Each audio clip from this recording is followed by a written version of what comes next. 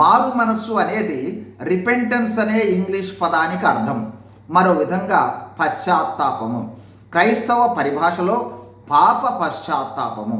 ఈ పాప పశ్చాత్తాపము అంటే తప్పయింది క్షమించండి అని అడిగేంత సులువైనది కాదు. లోతైన హృదయ స్పందన.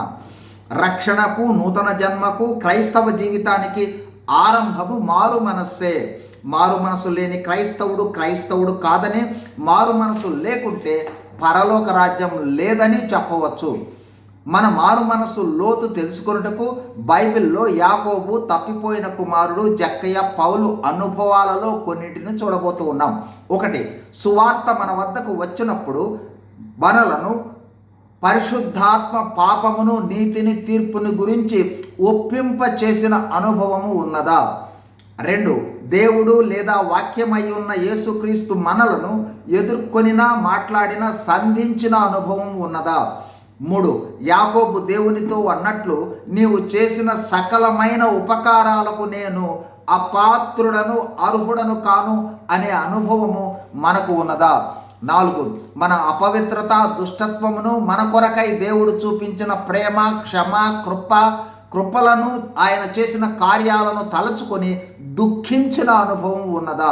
5, యాకోబు వలె సమృద్ధి గల ఇహలోక ఆశీర్వాదాలు ఉన్నను, ఆత్మీయ ఆశీర్వాదాల కోసం దేవునితో పెనుగులాడిన అనుభవం ఉన్నదా?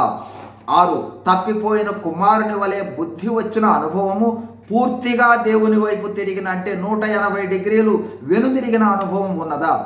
7, మన పాప జీవితం అంతా మన కళ్ళకు కనిపించి పాపమును ఒప్పుకొనిన, పశ్చాత్తాపపడిన అనుభవం మనకు ఉన్నదా?